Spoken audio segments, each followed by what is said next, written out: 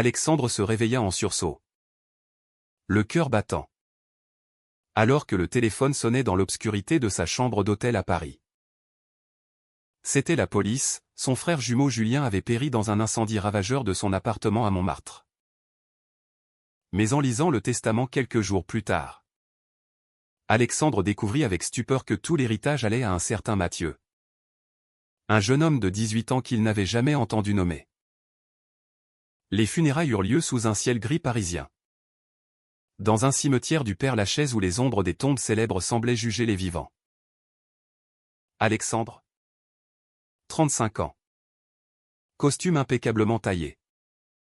Se tenait raide au bord de la fosse. Les yeux secs malgré la douleur qui lui serrait la gorge. Autour de lui, la famille et leur mère veuve. Rigide dans sa robe noire. Et quelques cousins éloignés où murmuraient des condoléances polies. Personne ne mentionnait le passé. Ce coming out de Julien 10 ans plus tôt qui avait fracturé leur monde. Alexandre se rappelait ce soir-là comme si c'était hier, Julien. Les larmes aux yeux. Avouant son amour pour un homme lors d'un dîner familial. Leur mère avait blêmi. Leur père, décédé depuis, avait hurlé des insultes. Alexandre, lui, avait choisi le silence. Puis l'abandon. Pour préserver sa carrière naissante dans la finance. Pour ne pas être éclaboussé par le scandale dans leur petite bourgeoisie lyonnaise. Il avait coupé les ponts.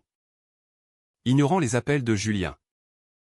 Se convainquant que c'était pour le bien de tous. Mais maintenant. Ce testament. L'avocat. Un homme bedonnant aux lunettes épaisses. L'avait lu d'une voix neutre dans son bureau du quartier latin, à Mathieu Lefebvre. Je lègue l'intégralité de mes biens. Y compris l'appartement. Les œuvres d'art et les comptes bancaires. Alexandre avait protesté. Arguant d'un lien de sang. Mais l'avocat avait secoué la tête. C'est incontestable. Julien a tout légalisé il y a 2 ans. Qui était ce Mathieu? Un amant? Un protégé? La jalousie et la confusion bouillonnaient en Alexandre. Il décida de creuser. Ce soir-là. Rentrant dans son appartement haussmannien près de l'Opéra. Il fouilla les réseaux sociaux. Mathieu Lefebvre, un profil discret. Un jeune étudiant en art à la Sorbonne. Photos de toiles abstraites. Un visage juvénile aux yeux verts. Rien qui n'indique une relation avec Julien. Alexandre envoya un message, « Je suis le frère de Julien. Nous devons parler. » La réponse vint vite, « D'accord. » Café de Flore? Demain 14 h. Le lendemain. Alexandre arriva en avance. S'asseyant à une table extérieure malgré le froid de novembre. Paris bruissait autour de lui, touristes. Serveurs pressés. Le ronron des voitures sur le boulevard Saint-Germain. Mathieu apparut. Manteau usé. Écharpe rouge. Un sac à dos rempli de carnets à dessin. Il s'assit. Mal à l'aise. Et commanda un café noir. « Vous êtes Alexandre, dit-il d'une voix douce.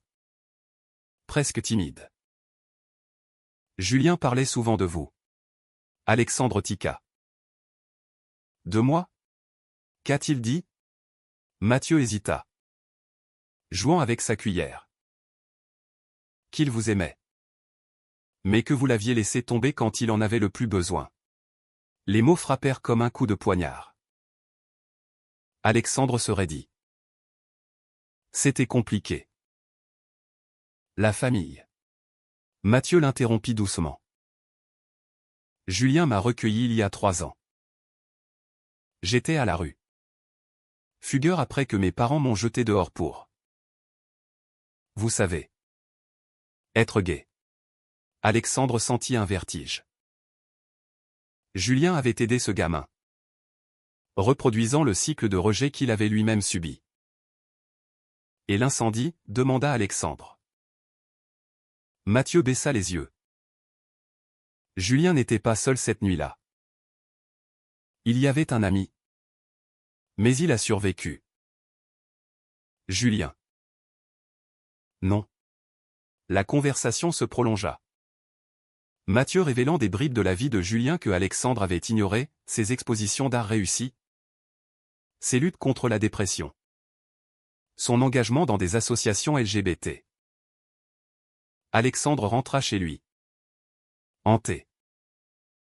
Cette nuit-là, il fouilla les vieux albums photos. Lui et Julien enfant. Inséparables à Lyon. Courant dans les rues pavées du vieux Lyon. Puis l'adolescence. Les secrets partagés. Le coming out avait tout brisé. Alexandre se rappelait avoir dit à Julien, « Tu nous fais honte ». Des mots qu'il regrettait maintenant. Mais trop tard. Le lendemain, il appela leur mère. « Maman ? Tu savais pour Mathieu ?» Elle répondit froidement, « Julien a choisi son chemin. » Laisse tomber. Mais Alexandre ne pouvait pas. Il décida d'enquêter sur l'incendie. Un appel à la police, cause accidentelle. Court-circuit. Pourtant, quelque chose clochait. Julien était prudent. Et pourquoi léguer tout à un inconnu? Les jours suivants, Alexandre sombra dans une spirale. Son travail en souffrait, réunions manquées. Erreur dans les rapports financiers. Ses collègues murmuraient. À la maison. Seul. Il repensait à Julien. Un soir, il trouva une vieille lettre dans un tiroir, « Alex. Je t'aime toujours. Malgré tout. Viens me voir. » Non ouverte depuis des années. Les larmes vinrent enfin. Il contacta de nouveau Mathieu. Raconte-moi plus sur Julien ces dernières années. Ils se revirent dans un parc du Luxembourg, feuilles mortes craquant sous leurs pas. Mathieu parla, il était mentor pour des jeunes comme moi. Il disait que la famille biologique n'est pas tout, qu'on en choisit une nouvelle. Alexandre sentit la culpabilité le ronger. Avait-il trahi son propre sang pour des normes sociales? La société française. Tolérante en surface, mais impitoyable dans les cercles conservateurs. Son père avait été un pilier de l'église locale. Leur mère suivait. Alexandre avait internalisé cela, sacrifiant Julien sur l'autel de la respectabilité. Mathieu révéla un détail, Julien avait un partenaire. Pierre. Mais ils s'étaient séparés. Pierre était la nuit de l'incendie. Alexandre nota le nom. Pierre Duval? Un musicien. Il le traqua via LinkedIn. Fixa un rendez-vous dans un bar de la Bastille. Pierre. Quarantaine. Barbe grisonnante. Accepta. Julien m'a parlé de vous, dit-il avec amertume. Le jumeau qui l'a renié. Alexandre encaissa. Que s'est-il passé cette nuit? Pierre soupira. On s'était disputé. J'étais parti, mais revenu plus tard. L'incendie avait commencé. Julien était coincé. J'ai appelé les pompiers. Mais sa voix se brisa. Il n'a pas pu sortir. Alexandre pressa, et Mathieu? Pourquoi lui? Pierre haussa les épaules. Julien l'adorait comme un fils. Il voulait lui donner ce qu'il n'avait pas eu, un avenir sans rejet. Alexandre rentra. L'esprit en tumulte. Il se confronta à son reflet dans le miroir, le même visage que Julien, mais marqué par des choix différents. La nuit. Des cauchemars, flammes dévorant leur enfance commune. Il décida de contester le testament, engageant un avocat. On peut targuer d'une influence indue, dit l'avocat. Mais au fond, Alexandre doutait. Était-ce de la justice? Ou de la vengeance posthume? La pression familiale montait, leur mère appelait, exigeant qu'ils récupèrent ce qui nous revient. Julien nous a trahis en premier, disait-elle. Alexandre raccrocha. Las. Il rencontra Mathieu une troisième fois. Dans son petit studio étudiant près de la Sorbonne. Des toiles partout. Couleurs vives contrastant avec la grisaille extérieure. Pourquoi Julien m'a-t-il ignoré dans le testament? Demanda Alexandre. Mathieu répondit, parce que vous l'aviez déjà abandonné. Il voulait que je sache que l'amour vrai ne rejette pas. Ces mots ébranlèrent Alexandre. Pour la première fois, il admit sa faute. Les semaines suivantes, Alexandre plongea plus profondément dans l'enquête personnelle. Il visita l'appartement incendié de Julien à Montmartre.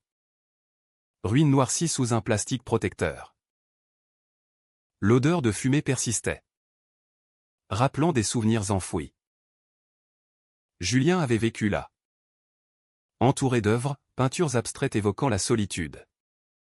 Sculptures tordues symbolisant les liens brisés. Alexandre toucha une toile à moitié brûlée.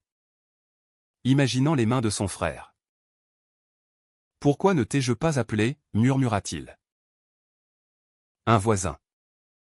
Une vieille dame. L'aperçut. « Vous ressemblez à Julien, dit-elle. Il était si gentil. Aider les jeunes du quartier. » Elle mentionna Mathieu, le gamin qu'il a pris sous son aile. Un ange déchu. Ce petit. Alexandre apprit que Mathieu avait fui une famille homophobe en province.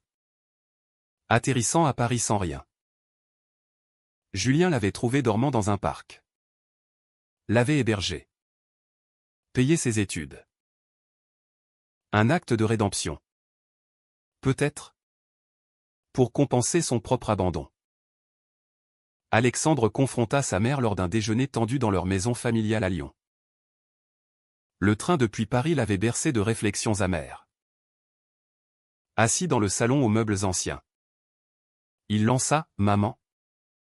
Julien aidait des gens comme lui. Pourquoi l'avons-nous rejeté? Elle posa sa tasse. Lèvres pincées. C'était contre nature. Ton père ne l'aurait pas toléré. Alexandre insista, et si c'était moi? M'aurais-tu abandonné? Elle détourna le regard. Tu as choisi le bon chemin. Ces mots renforcèrent sa détermination. De retour à Paris. Il annula la contestation du testament. Son avocat protesta, vous pourriez gagner. Mais Alexandre répondit, ce n'est pas à moi. Au lieu. Il invita Mathieu à dîner dans un bistrot du Marais. Quartier gai vibrant de vie. L'ambiance contrastait avec sa propre existence aseptisée, rire. Couples enlacés. Liberté qu'il avait niée à Julien. Mathieu arriva. Surpris. Pourquoi? Alexandre avoua, je veux comprendre qui était mon frère à travers toi. Mathieu raconta, des nuits à peindre ensemble. Julien enseignant l'art comme thérapie. Il disait que l'amour n'a pas de genre, que la société nous force à des moules étroits. Alexandre écouta. Imaginant Julien heureux. Loin de la famille toxique. Mais un doute persistait, l'incendie. Pierre avait mentionné une dispute. Alexandre contacta Pierre de nouveau. Dans un café près de la Seine. Quelle était la dispute? Pierre hésita. Julien voulait adopter Mathieu légalement. Je trouvais ça précipité. Alexandre fronça les sourcils.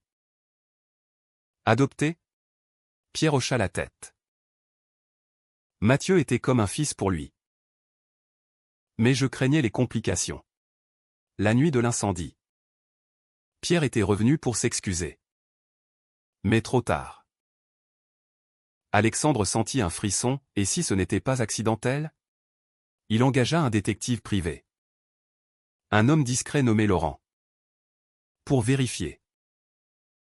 Regardez les rapports d'incendie, ordonna-t-il. Laurent revint une semaine plus tard, court-circuit. Mais des anomalies. Une bougie allumée près de rideau. Julien ne fumait pas. N'utilisez pas de bougie. Suicide? Alexandre refusa d'y croire. La révélation vint de Mathieu lui-même. Lors d'une promenade au jardin des Tuileries. Feuilles automnales tourbillonnant. Alexandre pressa, sais-tu quelque chose sur l'incendie? Mathieu pâlit. Julien était déprimé ce soir-là. Il avait reçu une lettre de votre mère. La rejetant à nouveau. Alexandre stupéfia. Leur mère avait écrit? Il rentra à Lyon en urgence. Confrontation explosive, que as-tu écrit à Julien? Elle admit, je lui ai dit de ne plus nous contacter. C'était pour ton bien. Alexandre explosa, pour mon bien? Tu l'as poussé au désespoir. Elle pleura, je pensais le protéger de lui-même. Alexandre partit. Brisé. Était-ce un suicide? Le détective confirma, pas de preuves. Mais possible. La culpabilité collective pesait, famille. Société. Ses propres choix.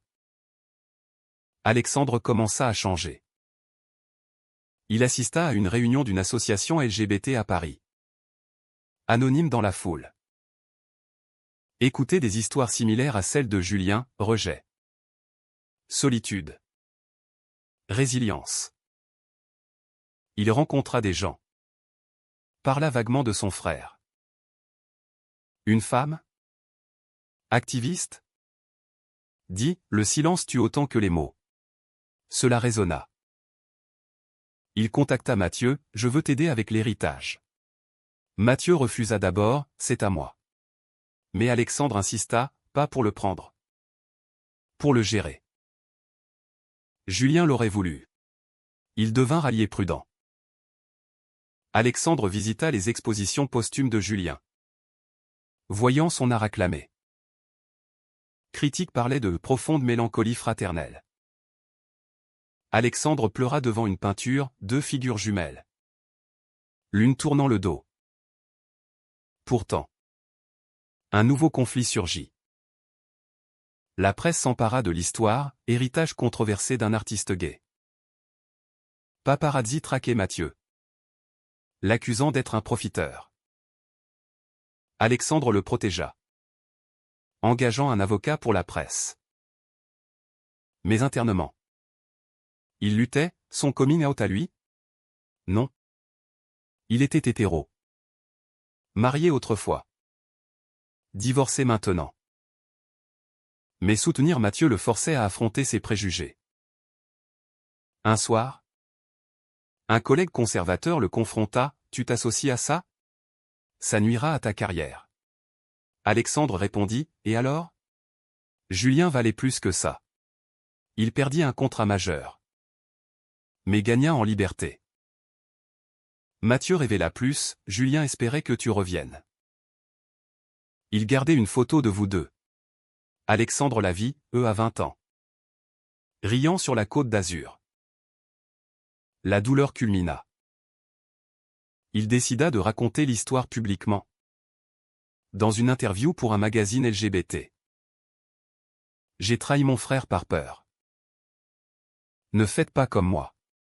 La publication fit scandale dans la famille élargie, mais apporta des soutiens inattendus. Leur mère appela. Voix tremblante, peut-être ai-je eu tort. Un premier pas? Alexandre doutait.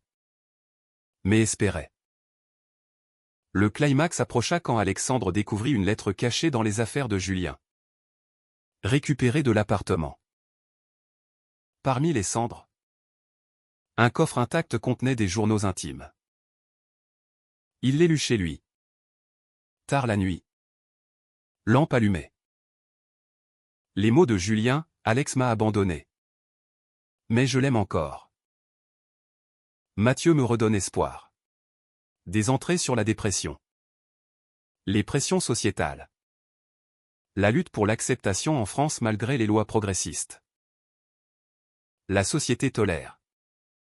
Mais les familles jugent. Alexandre pleura. Réalisant l'étendue de la souffrance. Une entrée finale, si je pars. Que ce soit pour protéger Mathieu des mêmes tourments. Suicide confirmé? Le détective trouva des preuves, médicaments overdose. Mais masqués par l'incendie. Julien avait planifié. Pour que ça passe pour accident. Évitant la honte à Mathieu. Alexandre confronta Pierre, tu savais? Pierre avoua, il m'en avait parlé. J'ai essayé de l'arrêter. Trahison? Pierre avait fui la dispute. Laissant Julien seul. Alexandre frappa la table, tu l'as laissé mourir. Pierre pleura, j'avais peur. Cette révélation brisa Alexandre. Il accusa Pierre auprès de la police. Mais sans preuve solide. L'affaire fut classée. Internement. Alexandre lutta avec la moralité, dénoncer ou pardonner. Il choisit le silence. Pour Mathieu.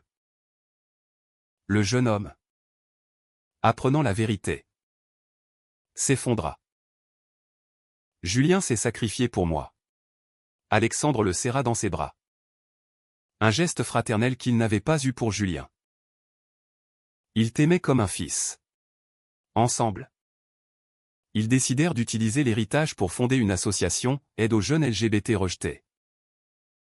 Alexandre quitta son job en finance, investissant dans ce projet. La société réagit, soutien d'association. Critique de conservateurs. Une manif à Paris. Alexandre parla, mon frère est mort à cause du rejet. Changeons ça. Applaudissements. Mais aussi huées. La famille explosa. Cousins coupèrent les ponts. Leur mère hésita. Lors d'une visite à Lyon, elle dit, je lisais ses journaux. J'ai eu tort. Réconciliation timide. Alexandre répondit, il est temps de guérir. Mais le prix était élevé, solitude accrue. Carrière en miettes. Il rencontra un thérapeute. Explorant ses conflits internes. Vous avez internalisé l'homophobie, dit le psy. Alexandre admit, oui. Et ça a tué mon frère. Thèmes moraux émergeaient, le coût du conformisme. Le poids des choix. Mathieu grandit. Excellent en art. Dédié à Julien. Alexandre devint mentor. Réparant ce qu'il avait brisé. Pourtant. Un twist final, une lettre anonyme arriva. Julien n'était pas seul. J'ai allumé le feu. Menace? Alexandre paniqua. Protégeant Mathieu. Le détective enquêta, un ex de Pierre. Jaloux. Confrontation dans un entrepôt abandonné près de la périphérie parisienne. L'homme avoua, je voulais effrayer Julien. Pas le tuer. Accidentel homicide.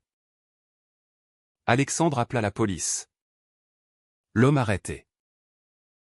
Justice. Enfin. Mais le dommage persistait. Alexandre affronta Pierre une dernière fois, tu savais pour lui? Pierre nia. Mais le doute resta.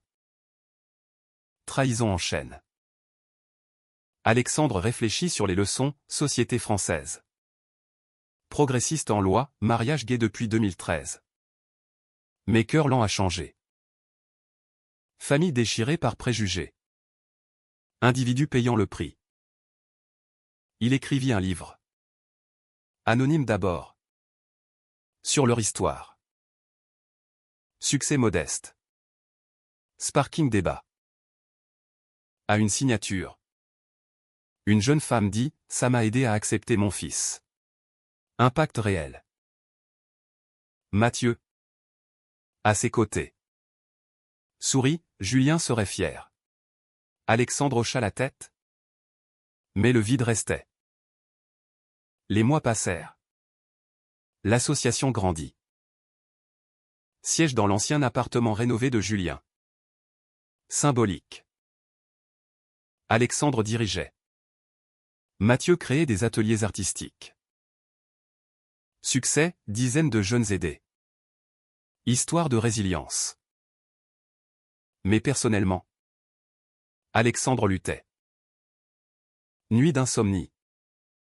Repensant au choix, abandonner Julien pour une carrière vide.